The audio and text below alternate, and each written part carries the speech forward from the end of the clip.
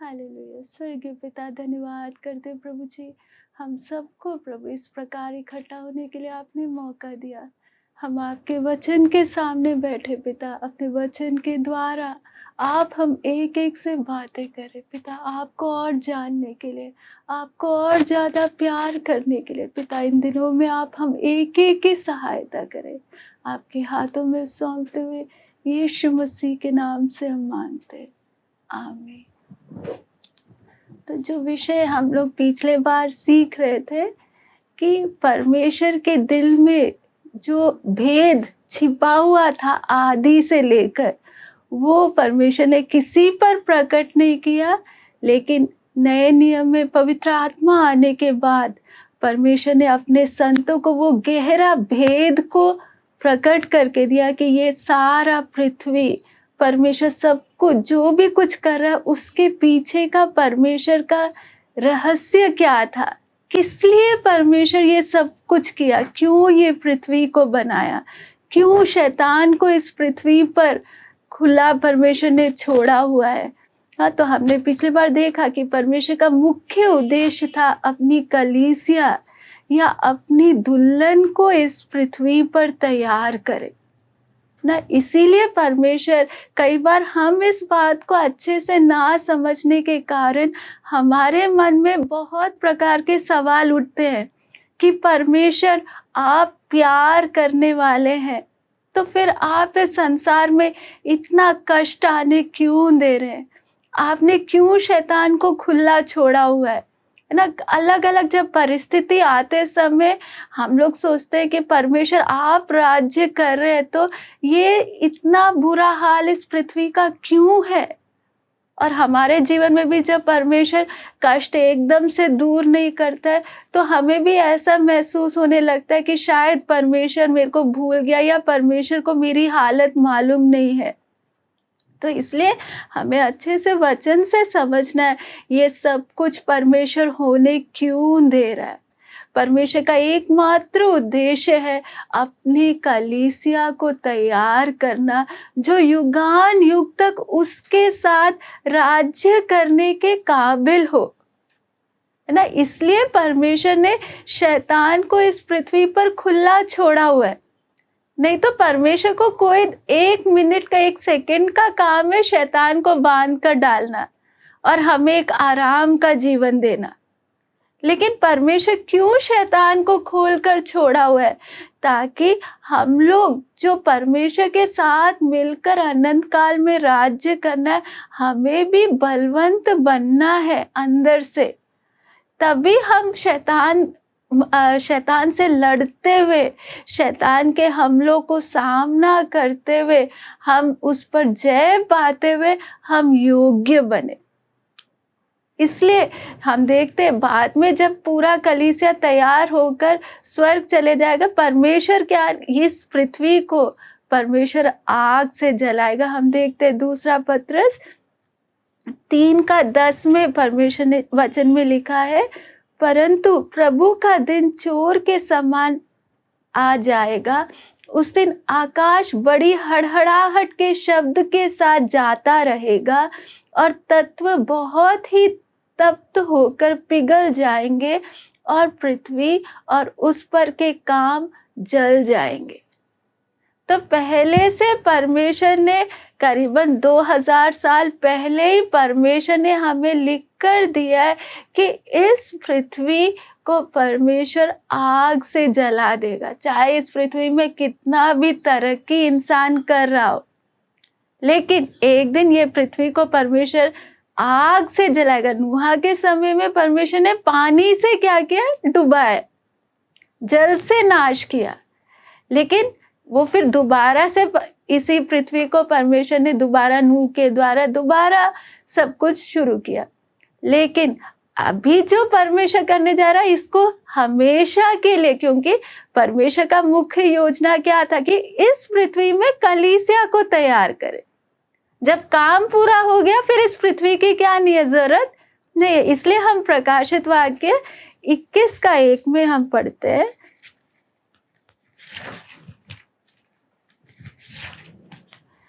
फिर मैंने नए आकाश और नई पृथ्वी को देखा, क्योंकि पहला आकाश और पहली पृथ्वी जाती रही थी और समुद्र भी ना रहा।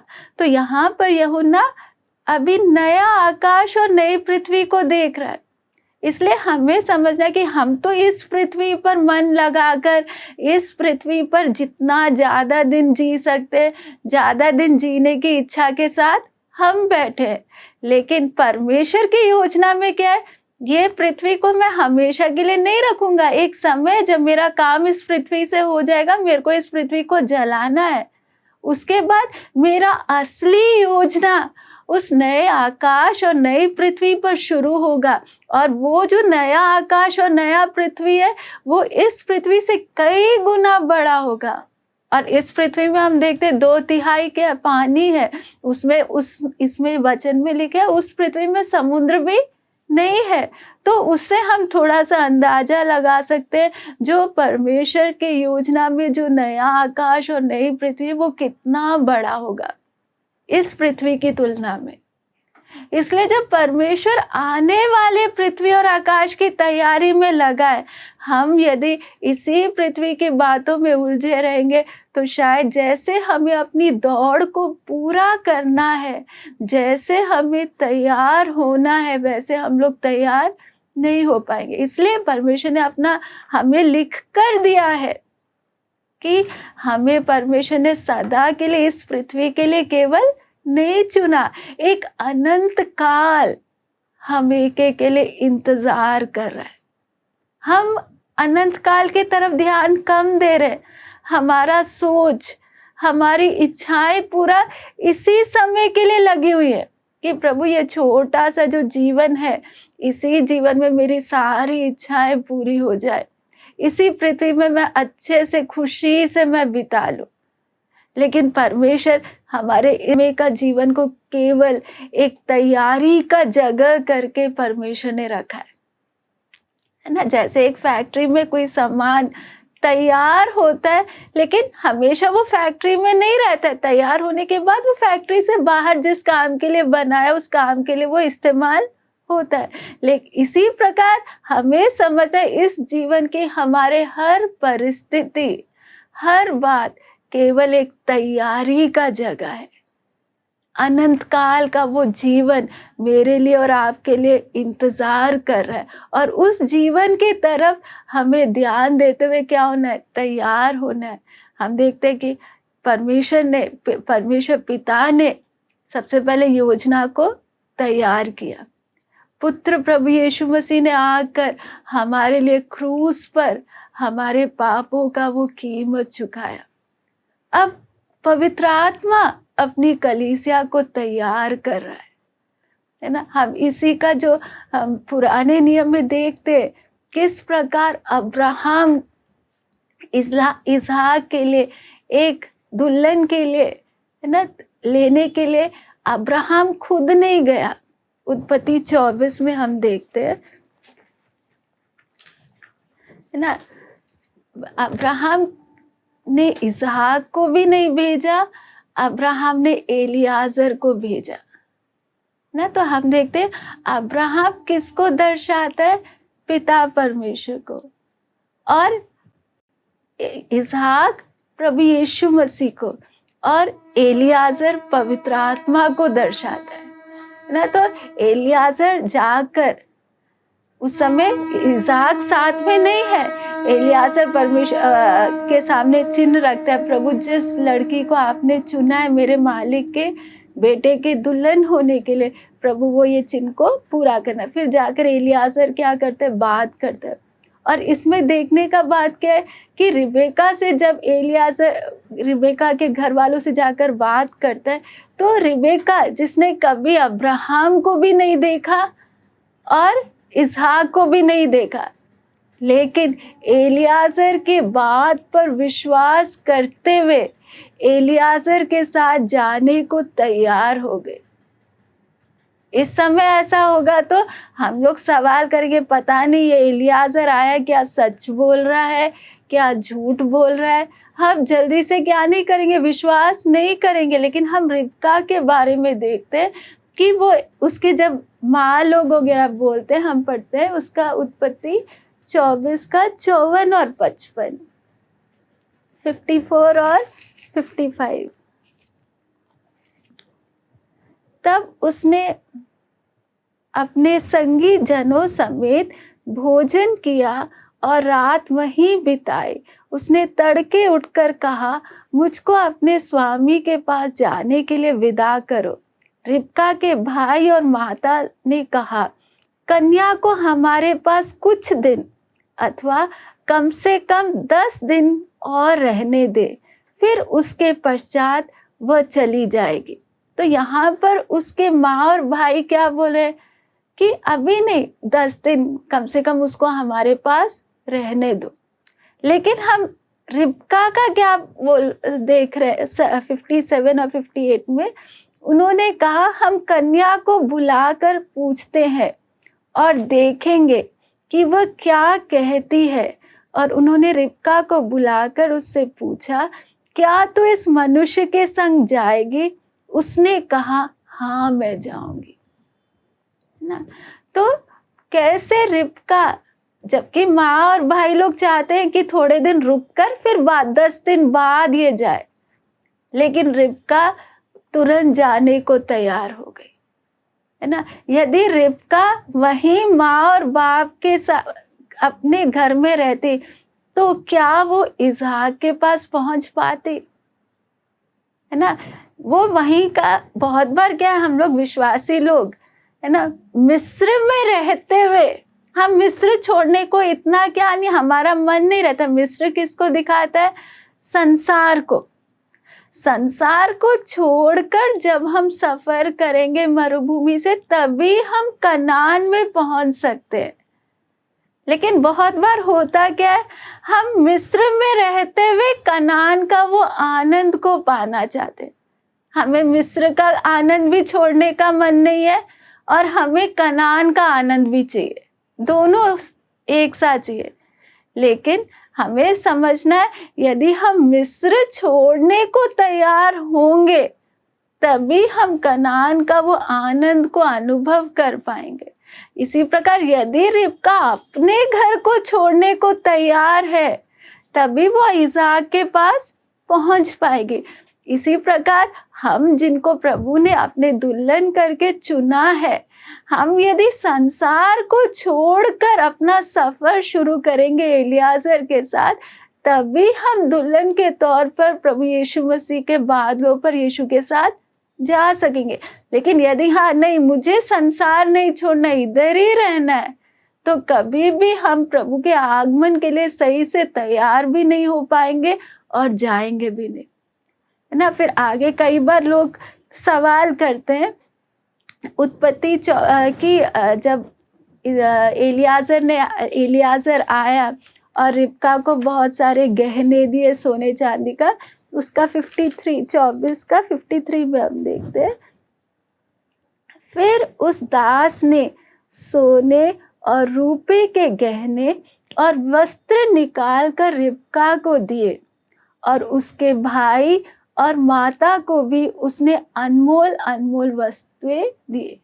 तो यहाँ पर हम ये पुराने नियम में सब छाया है ना। यहाँ पे वचन में सोना किसको दर्शाते हैं? विश्वास को, है ना। पहला पत्रस 1:7 में देखते हैं कि हमारा परखा हुआ विश्वास आग से ताए हुए नाशवान सोने से भी अधिक बहुमूल्य है। और चांदी किसको दर्शाता है? हमारा उद्धार। और यहाँ पे वस्त्र किसको दिखाते हैं? परमेश्वर ने जो उद्धार का वस्त्र हमें दिया। तो जो कीमती अनमोल अनमोल वस्त्र, मतलब पवित्र आत्मा के जो वरदान जो प्रभु ने दिया, तो पवित्र आत्मा के द्वारा वो स्वर्गीय आशीषों को प्रभु हमें अनुभव करने का क्या दे रहा है? मौका दे रहा है। लेकिन वो लेकर रिबका वहीं नहीं बैठी रही।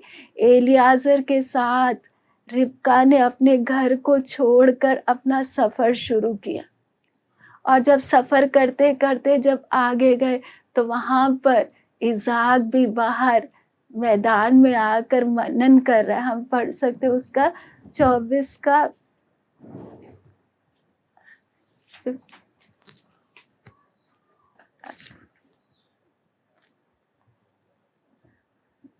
63 सांझ के समय वह मैदान में ध्यान करने के लिए निकला था और उसने आंखें उठाकर क्या देखा कि ऊंट चले आ रहे हैं।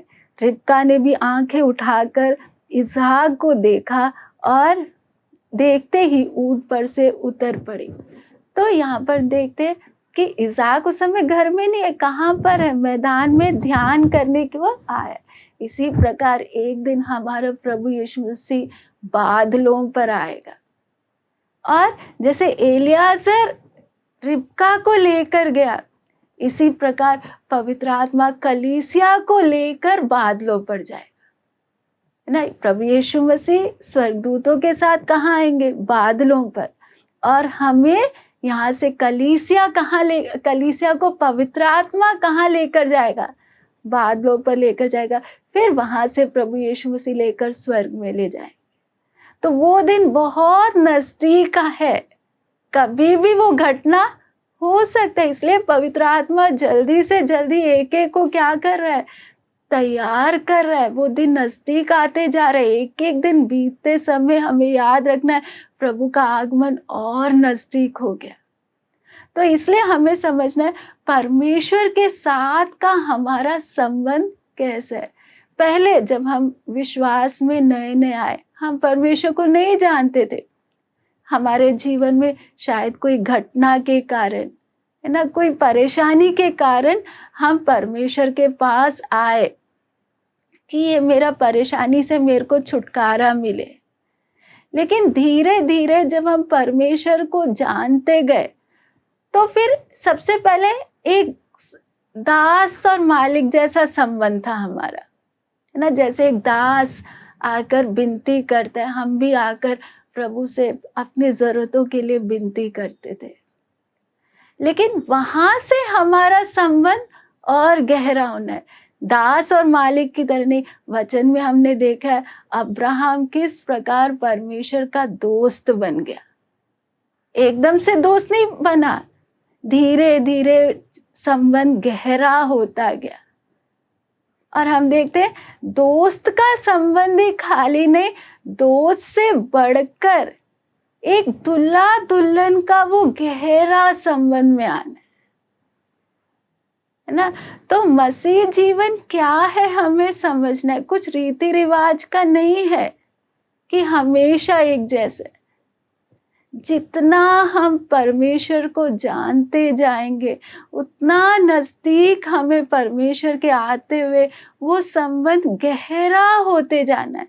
पहले एक दास का संबंध, फिर दास के संबंध से बढ़कर एक दोस्त का संबंध, फिर उससे बढ़कर एक दुल्हा दुल्हन का। क्योंकि इस पृथ्वी के भाषा में सबसे गहरा संबंध एक दुल्हा दुल्हन का होता है ना।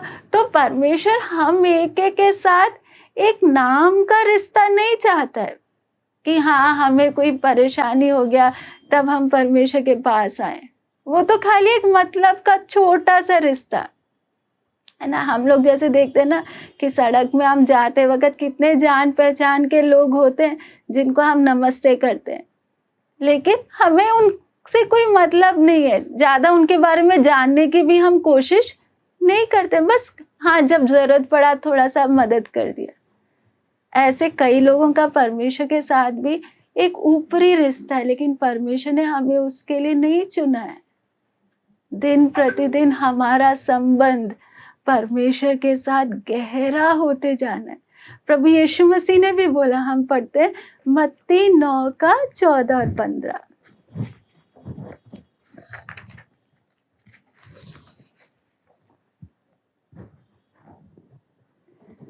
तब यूहन्ना के चेलों ने उसके पास आकर कहा, क्या कारण है कि हम और फरीसी इतना उपवास करते हैं पर तेरे चेले उपवास नहीं करते?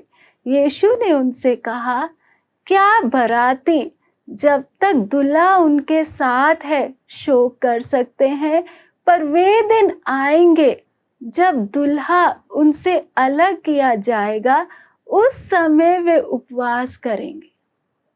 ना। यहाँ पर प्रभु यीशु मसीह अपने आप को क्या बोल रहे हैं? दुल्हा करके बोल रहे हैं ना। इसी के साथ हम यूहन्ना 3:29 पढ़ेंगे। जिसकी दुल्हन है वही दुल्हा है, परंतु दूल्हे का मित्र जो खड़ा हुआ उसकी सुनता है, दूल्हे के शब्द से बहुत हर्षित होता है। अब मेरा ये हर्ष पूरा हुआ है। ये यूहन्ना बपतिस्मा देने वाला बोल रहा है प्रभु यीशु मसीह के बारे में। यहाँ पर यूहन्ना प्रभु यीशु मसीह को क्या बोल रहा है? दुल्हा करके बता रहा है। मैं तो खाली दुल्हा का क्या हूँ? मित्र हूँ। तो इससे हमें समझना है कि परमेश्वर मुझसे और आपसे कितना गहरा संबंध चाहता है, एक दुल्हा दुल्हन जैसे। क्योंकि बहुत बार क्या होता है, बाकी जगह से हम लोग निकल कर आते समय हम लोग परमेश्वर बहुत भयानक है ना, वैसा एक विचार हमारे अंदर रहता है। इसलिए परमेश्वर से डर डर के दूर रहते हैं और डरते हुए हमें सारा रीति रिवाज करना है। यदि एक भी रीति रिवाज हमने छोड़ दिया तो हमारे ऊपर क्या आ जाएगा? सजा आएगा। ऐसे एक डर का एक पहले रिश्ता था, लेकिन हम परमेश्वर के वचन में देखते हैं परमेश्वर डराने वाला नहीं है ना। परमेश्वर हम एक एक से एक प्यार का वो गहरा रिश्ता चाहता है। इसलिए परमेश्वर ने उस नए जन्म के द्वारा हम एक एक को परमेश्वर के परिवार में जन्म लेने का मौका दिया ना। जब हमने यीशु को ग्रहण किया हम परमेश्वर के संतान बन गए। लेकिन हमें समझना, बहुत बार हम परमेश्वर के घराने में जन्म तो लिए, संतान तो बन गए, लेकिन जैसे बढ़ना है हम नहीं बढ़ रहे हैं। हम एक ही अनुभव, एक ही हालत में रहते समय, एक बच्चा यदि छोटा ही रहे तो कब एक बच्चे जैसा ही समझ रहेगा। जैसे बच्चा बढ़ता जाएगा उसका समझ भी खुलता जाएगा, वो एक एक बात को समझ सकेगा। लेकिन बहुत बार आजकल क्या होता है, हम विश्वास में आए, हो सकता है 10 साल हो गए, 15 साल हो गए, लेकिन अभी भी यदि हम वो बचपना के वो हालत में है तो आत्मिक बातों को जैसे समझना हम नहीं समझ पाएंगे। क्योंकि शरीर में भले हम कितने भी उम्र वाले हों, लेकिन आत्मा में हम बच्चे हैं। इसलिए हम आत्मिक बातों को क्या नहीं कर पा रहे, सही से समझ नहीं पा रहे। इसलिए पहला कुरिन्ती 2:9-13 आत्मिक बातों को समझना कितना जरूरी है।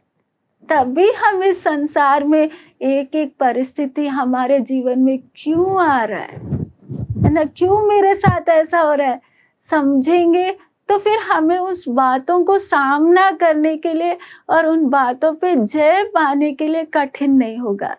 हम पढ़ते हैं पहला कुरिन्ती 2:9-13 तक।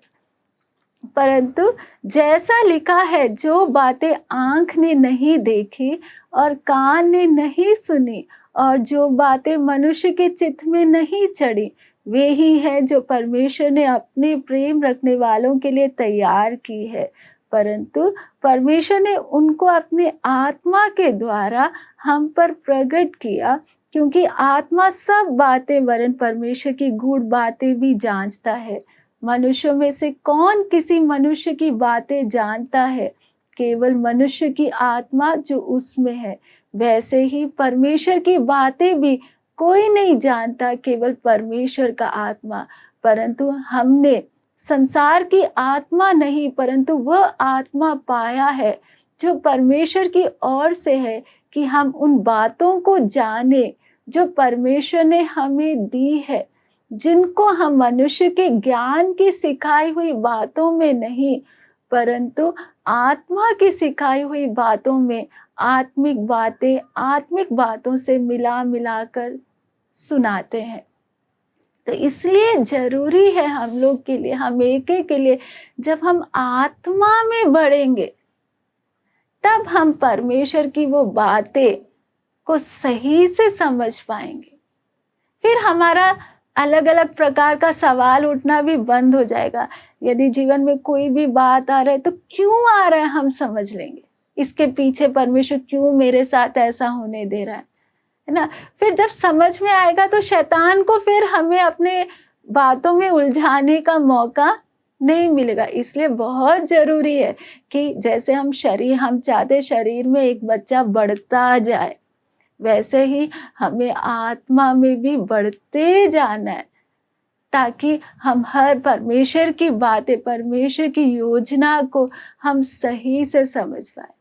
तो इसलिए हमें समझना है कि परमेश्वर ने ये थोड़े समय के पृथ्वी में थोड़ा सा आशीष पाने के लिए हमें नहीं चुना है, परंतु कलीसिया में हम एक एक को परमेश्वर के साथ मिलकर राज्य करने के लिए, योग्य बनने के लिए ये छोटे पृथ्वी में पर परमेश्वर हम एक एक को तैयार कर रहा है। परमेश्वर हमको नफरत नहीं कर रहा है, या परमेश्वर हमें तड़पाने से क्या नहीं है, खुश नहीं है, लेकिन हर कष्ट, हर दुख के पीछे परमेश्वर को कुछ ना कुछ योजना है।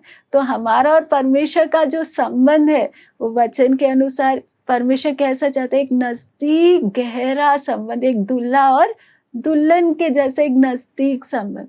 तो एक दूल्हा दुल्हन के संबंध में चाहे सब कुछ हो, लेकिन सबसे मुख्य चीज क्या है, प्यार, है ना। यदि सब पैसा हो, घर हो, सब कुछ है, लेकिन आपस में यदि वो गहरा प्यार नहीं है तो वो संबंध फिर किसी काम का नहीं है। इसी प्रकार हमारा और परमेश्वर का जो संबंध में सबसे मुख्य बात क्या है, हमारा और परमेश्वर के बीच का वो प्यार ना। एक बार एक ऐसा घटना हुआ कि एक बहुत अमीर व्यक्ति की पत्नी ना, वो एक प्रभु के दासी के पास मिलने गए। उसके मतलब एक मीटिंग में गई थी, उसके हाथ में जहर का एक बॉटल था। तो उसने मन में ठाना कि पहले मैं प्रभु की दासी से मिलूंगी, फिर वो जहर पीकर मैं मर जाऊंगी। फिर वो जाकर प्रभु के दासी से जाकर वो बात करती है कि बताती है, मैंने अपने मेरा पति और उसके बीच में जो बातें चल रही थी, तो पति ने उससे बोला, देख तू हमेशा क्यों शिकायत करते रहती है, मेरा सारा पैसा तेरे हाथ में, घर तेरे पास है, सारा इज्जत है, सब कुछ है, फिर तुम क्यों बुड़बुड़ा रही है। तो पत्नी ने बोला, मेरे को आपका दिल चाहिए। तब पति ने जवाब दिया, नहीं तू सब कुछ तू ले ले, लेकिन मेरा जो दिल है वो दूसरी औरत के लिए। मेरा पैसा तू ले ले, घर मकान इज्जत सब कुछ तेरा है, लेकिन दिल दूसरे के लिए। तब पत्नी ने बोला, यदि दिल मेरे को नहीं दे रहा तो मेरे को आपका बाकी कुछ भी नहीं चाहिए। तो इससे हम समझना, बहुत बार हम परमेश्वर के लिए बहुत कुछ करने का कोशिश करते हैं, लेकिन क्या दिल से परमेश्वर को जैसे प्यार करना है, क्या हम प्यार करते हैं, है ना। बहुत बार हम लोग क्या करेंगे, नई रीति रिवाज पूरा करेंगे, बाइबल पढ़ना है, प्रार्थना करना है, दान देना है, यीशु के गवाही दूसरों को देना, बहुत कुछ कर रहे हैं, लेकिन परमेश्वर का मेन ध्यान किस बात पर है कि मैं परमेश्वर से मैं कितना प्यार करती हूँ, कितना प्यार है मेरे अंदर। इसलिए हम देखते, पिछली बार हमने सीखा भी था प्रभु के वचन से इफिसुस की कलीसिया के बारे में, प्रकाशित वाक्य 2:2-5।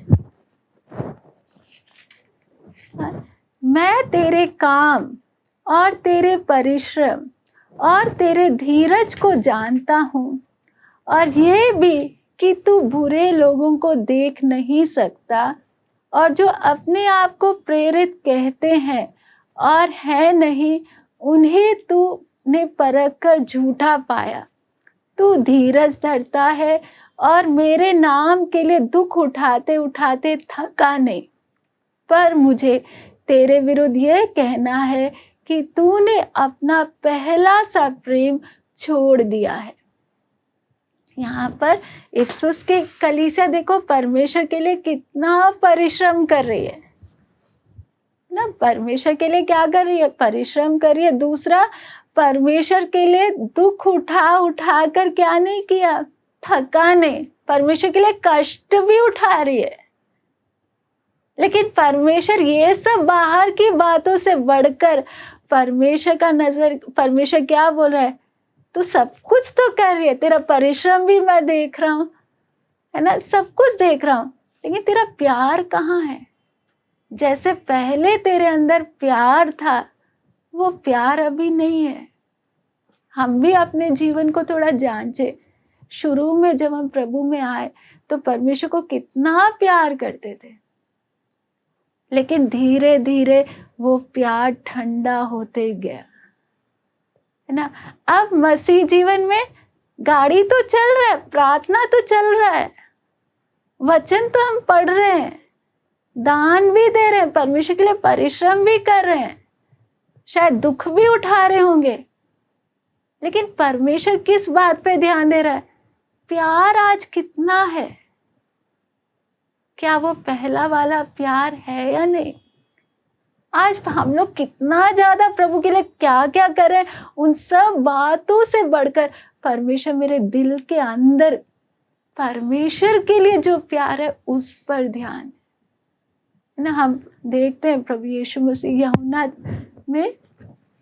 यूहन्ना 21 अध्याय का, आप लोग सब ये अच्छे से जानते, खाली ये बात वचन को हम लोग थोड़ा सा अपने आप को जांचने के लिए दोबारा से पढ़ रहे, ये सब ये वचन को अच्छे से जानते हैं, है ना। यूहन्ना 21:15 में ये घटना हम सबको अच्छे से मालूम है कि प्रभु यीशु मसीह पतरस से यूहन्ना 21:15 में पूछ रहा है। भोजन करने के बाद यीशु ने शमौन पतरस से कहा, हे शमौन यूहन्ना के पुत्र, क्या तो इनसे बढ़कर मुझसे प्रेम रखता है ना। सोचो, हम होते तो हम क्या ये सवाल करते। हमें तो बहुत बार बाहर की बातों से क्या हो जाता है, खुशी मिल जाता है, देखो ये किया वो किया। लेकिन परमेश्वर यहाँ पर शमौन से ये नहीं पूछा, क्या तू मुझ पर विश्वास करता है। ये सवाल भी तो प्रभु पूछ सकता था, लेकिन प्रभु यीशु कौन सा सवाल पूछ रहे हैं, क्या तू मुझसे प्रेम करता है। तो इसे समझना, प्रभु हमारे अंदर सबसे ज्यादा कौन सा चीज को ढूंढ रहा है। हो सकता है मैं परमेश्वर को 1 लाख रुपया भी दे दूं, परमेश्वर वो 1 लाख रुपया नहीं देख रहा, मेरे अंदर प्यार कितना है। प्रभु को बाकी बाहर की चीजों से कोई मतलब नहीं है, अंदर दिल से मैं परमेश्वर को कितना प्यार करती हूँ। ये घटना परमेश्वर यीशु का भी हम स्वभाव इस 21 अध्याय में हम देखते हैं, है ना। यूहन्ना 21 अध्याय में जब यीशु मसीह के जी उठने के बाद यीशु मसीह अपने चेलों के सामने प्रकट भी हुए, तो भी पतरस क्या कर रहा है, वापस कुछ लोगों को लेकर मछली पकड़ने के लिए चला गया। वहां पर जाकर उन लोग ने क्या किया, पूरी रात भर क्या किया, मछली पकड़ा, मछली के लिए कोशिश किया, लेकिन उनको एक भी मछली नहीं मिला। तब प्रभु यीशु मसीह वहां पर आए ना। प्रभु यीशु मसीह आकर उनसे कैसे बात कर रहे हैं, हम थोड़ा सा तुलना करें।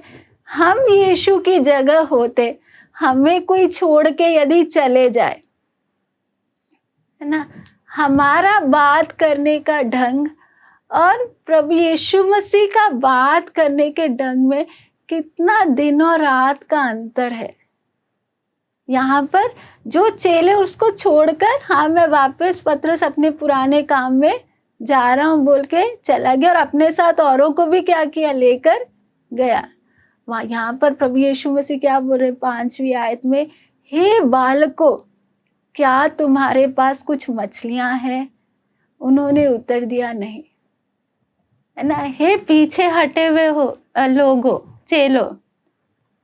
ऐसे भी तो प्रभु यीशु बोला, देखा तुम मेरे से पूछे बिना अपनी मन मर्जी के लिए चले गए। देखा ना, रात पूरा मिला क्या आप लोग को? हम होते तो थोड़ा सा ताना मिलाकर सुनाते, कभी भी प्यार से हे बालको करके कभी नहीं बोलते। सोचो, परमेश्वर अपने पीछे हटे लोगों को भी कितने प्यार भरे आवाज से उनको क्या कर रहा है, बुला रहे, क्या तुम्हारे पास कुछ है? उसके बाद प्रभु यीशु उनको बता रहे, तुम जाल इधर दूसरी जगह डालो। है ना, हमारा व्यवहार करने का ढंग और परमेश्वर के व्यवहार करने के ढंग में कितना अंतर है।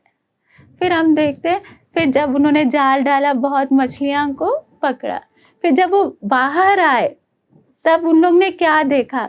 यीशु उनको 12 आयत में हम पढ़ते, यीशु ने उनसे कहा, आओ भोजन करो।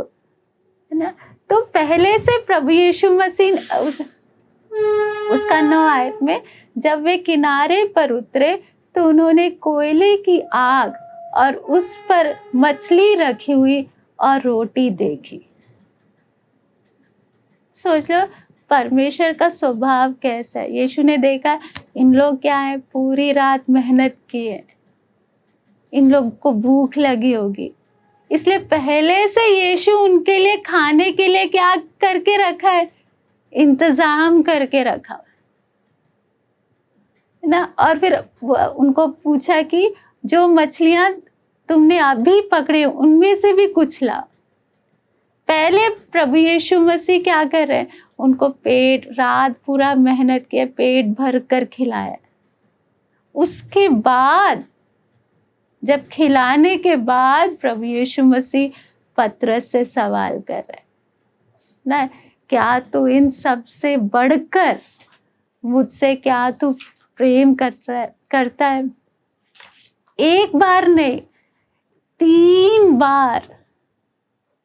हम लोग को भी अजीब सा लगेगा यदि कोई हमसे एक ही बात बार बार 3 बार पूछे, लेकिन हमें समझना है उस सवाल में कितना वो गहराई है। क्योंकि परमेश्वर मेरे से और आपसे सबसे ज्यादा क्या चीज चाहता है कि हम परमेश्वर को पूरे दिल से क्या करें, प्यार करें। बहुत बार बाहर की बहुत बातें हमारे पास है, लेकिन प्यार बहुत कम रहता है। इसलिए हमें भी ध्यान देना है कि मुझे सबसे ज्यादा किस बात पर ध्यान देना है कि मेरे अंदर परमेश्वर के लिए वो प्यार बढ़ना है ना। बहुत बार हम लोग परमेश्वर को एक मतलब के लिए प्यार करते हैं, परमेश्वर तू मुझे आशीष देगा तो मैं तुझे प्यार करूं। वो असली प्यार नहीं है, वो स्वार्थ का प्यार है। असली प्यार कब कर पाएंगे, जब हम उस बात का गहराई समझेंगे कि हम कहाँ पड़े हुए थे ना। भजन संगीता 40 का 2 और 3 हम पढ़ते हैं।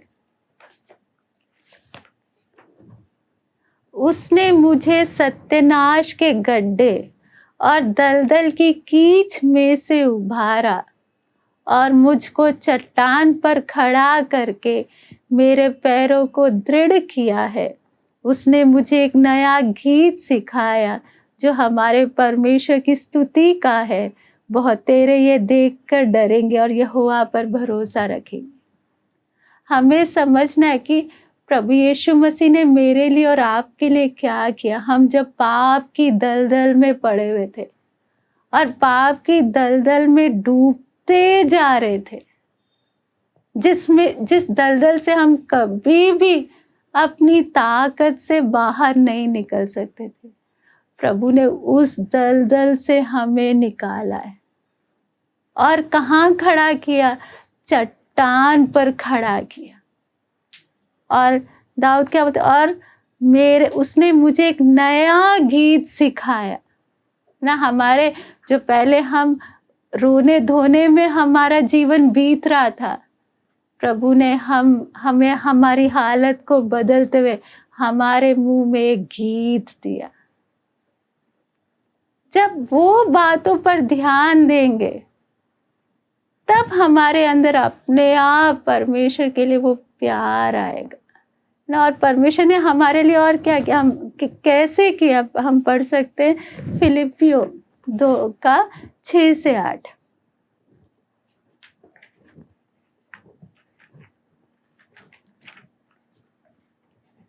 जिसने परमेश्वर के स्वरूप में होकर भी परमेश्वर के तुल्य होने को अपने वश में रखने की वस्तु ना समझा ना। थोड़ी देर हम लोग परमेश्वर और हमारे प्यार का वो तुलना करें। हम परमेश्वर को कितना प्यार करते हैं और परमेश्वर हमें कितना प्यार करता है ना। यहाँ पर हम देखते हैं कि हमें प्यार कर, हमारे लिए हमें उस दलदल से निकालने के लिए परमेश्वर ने क्या किया, परमेश्वर के स्वरूप में होकर भी परमेश्वर के तुल्य होने को अपने वश में रखने की वस्तु ना समझा, वरन अपने आप को ऐसा शून्य कर दिया और दास का स्वरूप धारण किया। सर्वशक्तिमान परमेश्वर जो पूरे ब्रह्मांड का सृष्टि करता है ना, वो परमेश्वर ने हमें प्यार करते हुए अपने आप को इतना शून्य किया। सोच के देखो, इतना महान परमेश्वर, वचन मिला स्वर्ग भी परमेश्वर को पूरा नहीं समाता। इतना महान परमेश्वर अपने आप को शून्य क्यों कर रहा है? मुझे और आपको प्यार करने के कारण, नहीं तो अपने आप को शून्य करने की क्या नहीं है, जरूरत नहीं है। अपने आप जबरदस्ती कोई शून्य नहीं करवा रहा है, प्यार के कारण अपने आप को छोटा बना रहा है। क्योंकि परमेश्वर को मालूम है, मैं यदि छोटा बनकर कीमत नहीं दूंगा, मैं कभी इस दलदल से इनको मैं निकाल नहीं पाऊंगा। सोचा हम क्या चाहते हैं, परमेश्वर आप मुझे और आशीष दो और मुझे बड़ा बनाओ, है ना, हमारी इच्छा। तब हमें लगता है कि हाँ परमेश्वर मुझे क्या करेगा, करता है, प्यार करता है। लेकिन परमेश्वर का क्या, कैसा प्यार है?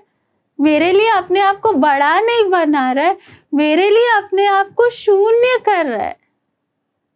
कितना अपने आप को छोटा कर रहा है ना, और वरन अपने आप को ऐसा शून्य कर दिया और दास का स्वरूप धारण किया और मनुष्य की समानता में हो गया और मनुष्य के रूप में प्रकट होकर अपने आप को दीन किया और यहाँ तक आज्ञाकारी रहा कि मृत्यु, हाँ क्रूस की मृत्यु भी सह ली। सोचो, इतना महान परमेश्वर इतना अपने आप को छोटा कर कर और सबसे श्रापित मौत, क्रूस का सबसे भयानक, सबसे दर्दनाक मौत को क्यों सह रहा है? केवल प्यार के कारण, और कोई कारण नहीं है। उसके सामने मेरा और आपका प्यार कितना है? हम छोटी सी बात को लेकर हम परमेश्वर से रूठ जाते।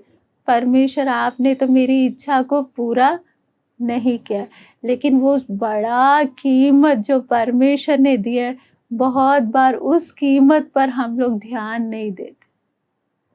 इसलिए सबसे जरूरी इन दिनों में कि हमारे अंदर परमेश्वर के लिए वो प्यार बढ़ना है और हमें समझना है ये प्यार मैं अपने आप से कभी नहीं बढ़ा सकती।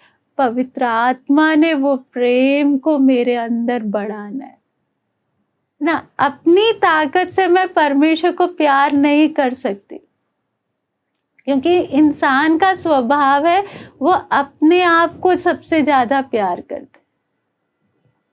इसलिए हमारा प्रार्थना क्या रहना, रोज का प्रार्थना क्या रहना है, परमेश्वर आपका प्यार मेरे अंदर बढ़ा दे। प्यार बढ़ेगा तो बाकी सब कुछ आप करेंगे। मेन चीज किस चीज की कमी है? प्यार का कमी। पौलुस के अंदर वो प्यार था, इसलिए पौलुस क्या बोलते हैं गलतियों 2:20 में,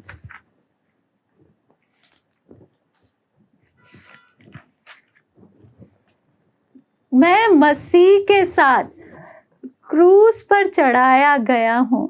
अब मैं जीवित ना रहा, पर मसीह मुझ में जीवित है, और मैं शरीर में अब जो जीवित हूँ तो केवल उस विश्वास से जीवित हूँ जो परमेश्वर के पुत्र पर है, जिसने मुझसे प्रेम किया और मेरे लिए अपने आप को दे दिया। तो यहाँ पर पौलुस को जब ये महान प्यार समझ में आया कि परमेश्वर ने मुझसे कितना प्यार किया है, तो पौलुस क्या बोला? अब मैं मसीह के लिए मसीह के साथ क्रूस पर चढ़ाया गया, अब मैं जीवित ना रहा।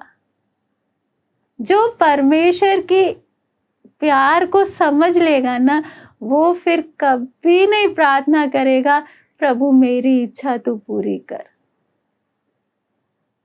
वो खाली क्या ही प्रार्थना करेगा, उसके अंदर क्या इच्छा होगा? प्रभु आपने जब मुझे इतना प्यार किया ना, अब मुझे आपकी इच्छा को पूरा करना है। मेरी एक भी इच्छा क्या ना हो, पूरी ना हो। मुझे इस छोटे से जीवन में आपको क्या करना? प्रसन्न करना है। इसलिए हम समझना, जितने लोग शहीद हो गए उनको प्रभु ने मौका दिया, सौभाग्य दिया कि उन लोग अपना प्रेम को प्रकट कर सके। स्वर्ग में जाने के बाद हमें मौका नहीं है अपने प्रेम को प्रकट करने का। इस संसार में रहते हुए हमने प्रकट करना है हम परमेश्वर से कितना प्रेम रखते हैं ना। जब प्रेम होगा तो अपने आप फिर हमारे अंदर वो परमेश्वर का वो दर्द महसूस होगा कि परमेश्वर कभी नहीं चाहता कोई नाश हो। आत्माओं के लिए दर्द अपने आप हमारे अंदर भी आएगा, फिर हम चैन से कभी घर नहीं बैठ पाएंगे। अपने आप प्रभु जैसे जो दर्द परमेश्वर के अंदर है वो हमें महसूस होते हैं, हम लोग आत्माओं को ढूंढ कर जाएंगे। कब? जब वो प्यार हमारे अंदर बढ़ेगा, है ना। इसलिए हमें समझना, यहीं पर हमें थोड़ा सा ही छोटे जीवन में मौका है कि मैं परमेश्वर, आपने जब मुझे इतना प्यार किया, मैं भी आपको पूरे दिल से प्यार करूं। मैं अपना कहूं तो मेरे अंदर भी एक ही भूख है, परमेश्वर आप जो एक एक दिन मुझे इस संसार में रखे, अपना कुछ बात के लिए नहीं, एक एक दिन मैं आपको और जानूं, आपको और ज्यादा प्यार करूं। यही मेरा जीवन का लक्ष्य है ना, एक एक दिन प्रभु को और जानने का। जब प्यार बढ़ता जाएगा तो फिर चैन से बैठने का क्या नहीं रहेगा, मन नहीं करेगा। फिर इस संसार की खुशी और बाकी चीज को ढूंढने का मन नहीं करेगा। फिर एक ही इच्छा रहेगा, कैसे भी परमेश्वर को अपने जीवन के द्वारा मुझे प्रसन्न करना है। इसलिए हमें सबसे ज्यादा जरूरत इस समय क्या है कि मेरे और आपके अंदर हम सबसे पहले वो गलत फहमी हम निकाल दे कि हम परमेश्वर को प्यार करते हैं। बहुत बार हमारा प्यार केवल एक मतलब का होता है ना। कई लोग परमेश्वर को क्यों प्यार करते हैं? भाई मुझे नरक नहीं जाना, मुझे कैसे भी स्वर्ग जाना है, उसके लिए वो सोचते कि हम परमेश्वर को प्यार करते हैं। लेकिन जो निस्वार्थ प्यार, परमेश्वर जब आपने इतना हमें प्यार किया है, प्रभु इस छोटे से जीवन में हम भी आपको पूरे दिल से हम प्यार कर सके।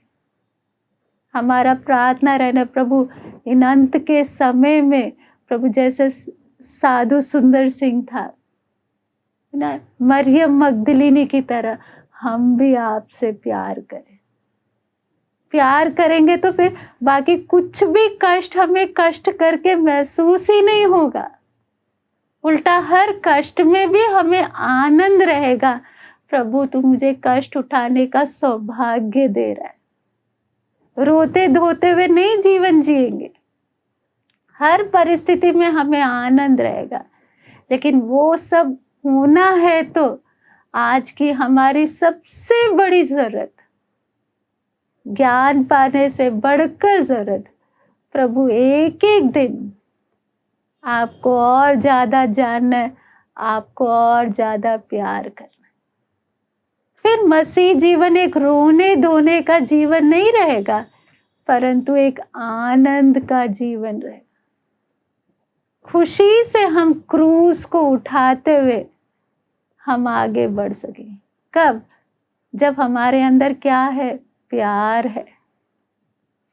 प्यार नहीं है तो क्रूस को देखकर हम लोग बुड़बुड़ाते रहेंगे, प्रभु आपने मुझे क्यों ये कष्ट दे दिया, क्यों मेरे साथ ऐसा हो रहा है। ये सब बातों का मुख्य कारण क्या है? परमेश्वर को अभी हमने सही से क्या नहीं किया, पहचाना नहीं। और परमेश्वर को हम क्या नहीं करते, प्यार जैसे करना है। हाँ, थोड़ा बहुत 5% प्यार करते होंगे, कोई 10% प्यार करता होगा, लेकिन वचन में सबसे पहली आज्ञा क्या है? तू परमेश्वर को अपने संपूर्ण मन से, संपूर्ण हृदय से, संपूर्ण शक्ति और बल से तू क्या करना है? प्यार करना है। बुड़बुड़ाना क्यों हो रहा है? क्योंकि प्यार कर रहे करके हम सोच रहे, लेकिन हो सकता है खाली 20% ही प्यार करते होंगे, बाकी 80% हम अपने आप को प्यार करते। यदि ऐसा है तो हर कदम में हमारा रोना धोना चलेगा। लेकिन जितना हम ज्यादा प्यार करते जाएंगे, उतना ज्यादा हमें कष्ट के बीच में भी इतना स्वर्गीय आनंद अनुभव होगा।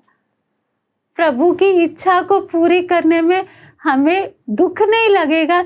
जितना भी कठिन रास्ता है उतना हमें आनंद लगेगा। प्रभु आप मुझे मौका दे रहे हो कि मैं भी अपने प्यार को प्रकट कर सकूं, है ना। फिर हम अनंत काल में प्रवेश करेंगे तो हमें कितना ही खुशी होगा। हाँ प्रभु आपने मुझे प्यार किया, मुझे भी अपना प्यार को प्रकट करने का आपने मौका दिया। तब वो रिश्ता कितना गहरा होगा। इसलिए इन दिनों में सबसे बढ़कर, जब प्रभु का आगमन बहुत नजदीक है ना, प्यार बढ़ेगा तो अपने आप तैयारी अपने आप बढ़ते जाएगा। फिर चैन से बैठने का कभी इच्छा नहीं करेगा। लेकिन प्यार नहीं होगा तो धक्का मार के, भाई डरा के तैयार हो जाओ, तैयार हो जाओ, उसमें ढंग से क्या भी नहीं हो पाएंगे, तैयार भी नहीं हो पाएंगे। इसलिए सबसे ज्यादा एक एक दिन, एक एक हफ्ता हम अपने आप को जांचे, क्या मैं परमेश्वर के लिए मेरे अंदर वो प्यार बढ़ रहा है या वैसे के वैसा है, या कहीं मैं ठंडा तो नहीं पड़ रही हूँ। कहीं इफिसुस की कलीसिया को जैसे प्रभु बोल रहा है, तेरे अंदर वो पहला सा प्रेम नहीं है। हो सकता है हम लोग बराबर प्रार्थना करते होंगे,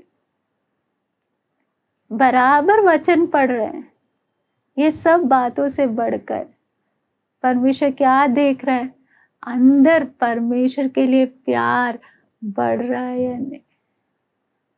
इसलिए हमारा मुख्य लक्ष्य क्या रहे, मेन प्रार्थना क्या रहे, एक एक दिन प्रभु आपने जब इतना ज्यादा हमसे प्यार किया, प्रभु इस छोटे जीवन में हमें भी वो सौभाग्य दे कि हम भी पूरे दिल और मन से आपसे क्या कर सके, प्रेम कर सके। आइए हम प्रार्थना। हालेलुया।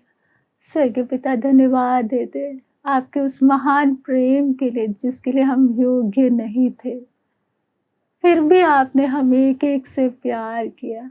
आपके उस प्यार की गहराई को समझने के लिए पिता आप हमें एक एक की सहायता करें, ताकि प्रभु हम जैसे आप चाहते हैं उस प्रकार तैयार होते हुए प्रभु जी आपकी इच्छा को अपने जीवन में आनंद के साथ पूरी कर सकें। पवित्र आत्मा इन दिनों में हमें एक एक के जीवन में आप कार्य करें, आपके और प्यार की गहराई में और हमें ले जाए। प्रभु आप हमें बढ़ाए, आपके हाथों में सौंपते हुए यीशु मसीह के नाम से हम मांगते हैं, आमीन। सबको जय मसीह की।